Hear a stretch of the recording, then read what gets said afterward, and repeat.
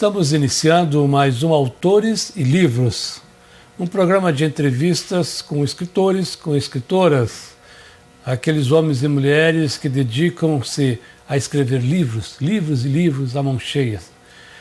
Dedicam-se a colocar em letras, em palavras, a sua criatividade, a sua inquietação, a sua visão de mundo.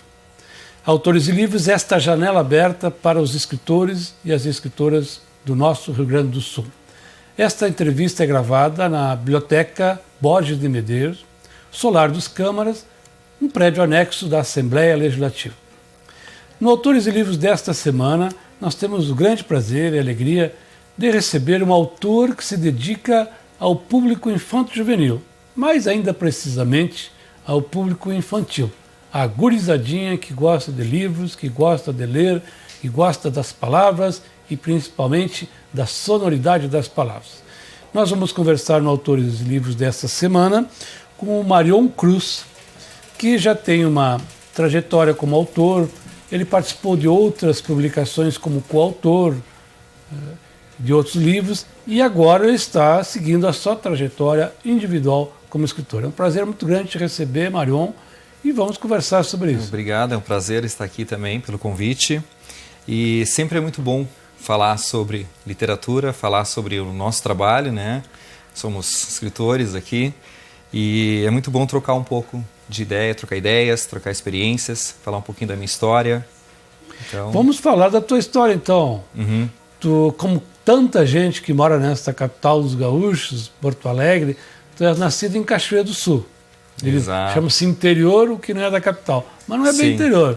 Cachoeira do Sul tem a tradição de escritores, de imprensa, de jornalismo, enfim. E lá naquela Cachoeira do Sul, a tua vocação para histórias, para literatura, para leitura, já se manifestava desde pequeno. A tua infância num espaço mais aberto, de uma cidade como Cachoeira? Desde muito pequeno, assim, o interesse pelos livros. Sempre tive muito essa curiosidade, sempre um menino muito curioso, querendo descobrir as coisas. E um fato muito engraçado, que eu sempre trago, e tem até no meu site, que com 7, 8 anos, eu era aquele menino que amava a biblioteca da escola. Então, era o recreio, era o intervalo, eu ia correndo para a biblioteca para trocar o meu livro, né? Ou em casa, se tinha livro que chegava, ganhava de presente, estava sempre lendo. E uma coisa muito engraçada, eu acredito que 8, 9 anos, a professora da biblioteca, ela fazia marcadores de página. Ela mesma fazia marcadores de página. Que interessante. E a minha paixão por livros, aquela coisa de guri, que eu não sabia nem o que estava acontecendo, que eu gostava era de ler, muito. Comecei a comprar marcadores de página. Né? O troco do lanche era para comprar. Devia ser hoje, no preço de hoje, uns 10 centavos. Eu lembro que eu comprava todo recreio, comprava 2, 3. E ela fazia coisas simples assim de cartolina e com personagens de gibis. E eu sempre comprava de lá. E uma coisa que ficou marcado, porque eu não contava isso para minha mãe, não contava com os pais. Sobrava o troco, eu gastava com bala, acho que ela pensava, mas eu comprava um marcador de página. E eu levava para casa aqueles marcadores e colocava escondido numa caixa de sapato no meu guarda-roupa. Achava que estava escondido, não sei se a minha mãe descobriu ou não, mas acredito que não. Certamente não era escondido. Mas para uma ti coisa... aquela coisa funcionava como um segredo, exato, como um tesouro. Mas assim, ela não sabia, porque quando ela teve um episódio na minha infância, em função desses marcadores. Porque uma certa vez... aquela caixa foi enchendo. Então eu pegava um livro, ia ler, colocava um marcador diferente, aí parava ali naquela página, depois vou ler de novo, pegar outro marcador. Tinha toda essa questão, essa paixão pelo livro. E aí um belo dia, ela chegou para mim, minha mãe, e falou assim: por que nós temos esses 200, 300 marcadores aqui? Da onde que eles vieram? Eu comprei. Comprou como? Né? Dinheiro da onde? Troco do lanche, mas não pode, tem 200, 300, tinha bastante, tinha muito marcador. E aí, a professora que fazia te achava um ótimo... Eu era o freguês dela.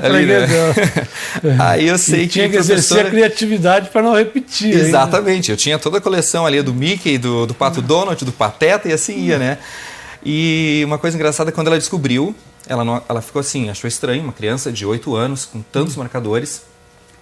Claro que o pai e a mãe sabem, o meu filho lê, mas não entende um pouco essa paixão, talvez lá no comecinho, tão grande, né? Por tão livros. Grande, tão expressivo. E ela não acreditou, ela disse, não, isso aqui não pode, você não pode ter comprado tudo isso. Eu vou lá na escola conversar com a professora, tem alguma coisa errada.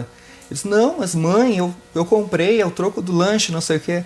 Aí eu sei que ela saiu, me deixou em casa e saiu, pegou meu irmãozinho menor e foi na escola para saber, com todos os meus marcadores. E eu, tá, e agora? Minha mãe vai voltar? Ela não acreditou em mim, o que eu vou fazer?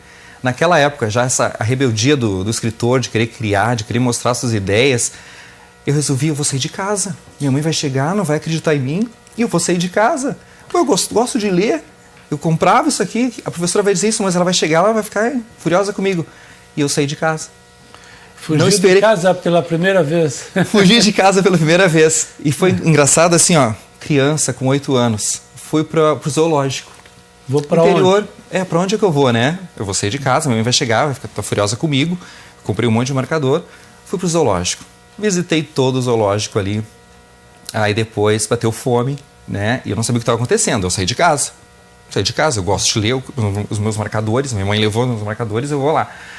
Tá, saí. E desde essa época, assim, ó, hoje, adulto, né? Com toda uma carreira aí começando, que eu percebo assim, ó, que lá estava o comecinho do escritor, porque estava com fome, né? Eu disse, eu saí de casa, estou com fome, o que eu vou fazer? Né? E eu estava de abrigo. Engraçado que eu estava de abrigo da escola, né? Aqueles abrigos azul ali, com a listra aqui do lado, tudo.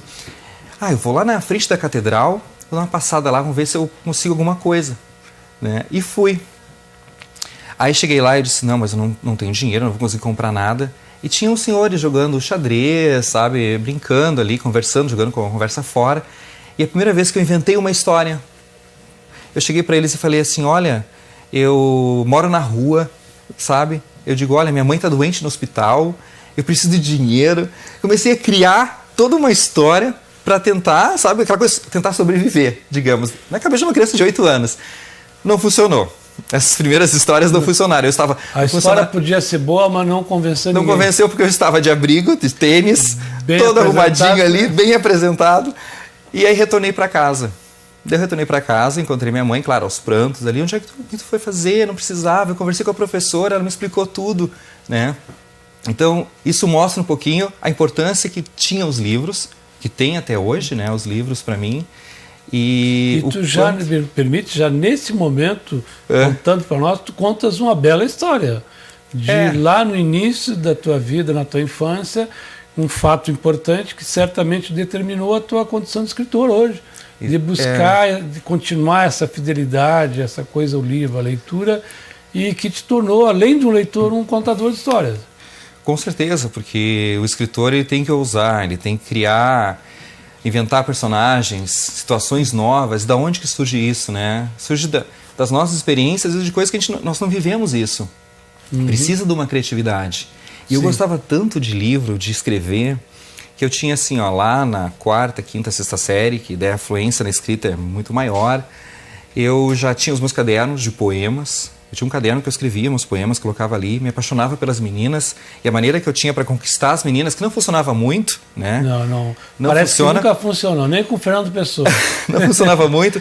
Eu montava livros de poemas para as minhas namoradas, assim, as grandes paixões. De tua autoria ou tu... De minha autoria. De tua autoria, então tinha uma alta produção. Era um poema para os olhos da menina, era um poema para o cabelo da menina, era um poema para o corpo da menina, era um poema para o momento que eu encontrei a menina.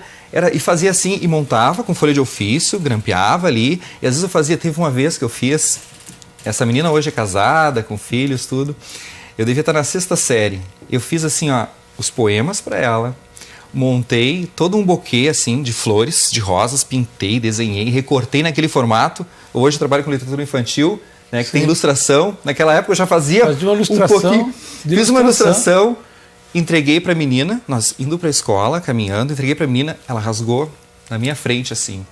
Foi assim a decepção da minha vida. Mas... Quase foi assim. Morreu um amor, mas não morreu o escritor. Mas não morreu o escritor, exatamente. Mas então, nesse momento, como era forte, né? Como era presente isso na minha vida. Essa busca de expressar através da arte, exatamente, seja da escrita, da ilustração, que era um componente da tua personalidade, da tua alma. A questão essa força do artista já estava dentro de ti, Sim. embora incompreendido pelo mundo. Exato. E a questão também, tinha as novelas que minha mãe assistia, e eu também queria fazer aquilo. Mas que legal, aquilo ali também é uma história, eu também quero fazer. E eu lembro de guri fazendo assim, ó, pegando folha de ofício de novo, recortando quadrinhos, grampeando e colocando assim, ó, capítulo 1. Ah, acontecia alguma coisa ali, tinha uma ação. Aí virava capítulo 2. E aí eu ia para a janela do meu quarto, tinha um horário determinado ali, digamos, 6 horas da tarde. Aí eu ia para lá e lia o capítulo 1. Aí depois eu falava, amanhã, no próximo, às 6 horas, o próximo capítulo da novela tal de Marion, não sei, Cruz. E assim foi. Era o teu horário de novela. Era isso, essas coisas eram as minhas brincadeiras. Claro que eu brincava com meus amigos, Sim. com meus primos, tudo, mas também faziam parte da minha infância. Era a forma que eu gostava de expressar, de me expressar, de criar. Só que naquela época a gente não tem noção, a criança não tem noção do que está fazendo. Ela faz assim, espontaneamente, naturalmente, mas aquilo já é uma manifestação do seu mundo interior, não muito, da sua visão de mundo. Como você falou bem, assim, não muito compreendido pelas paixões, né? Os poetas não são bem compreendidos pelas musas. Eram paixões imensas, assim. Elas acham que é um exagero, que a gente não está falando a verdade, que é mentira.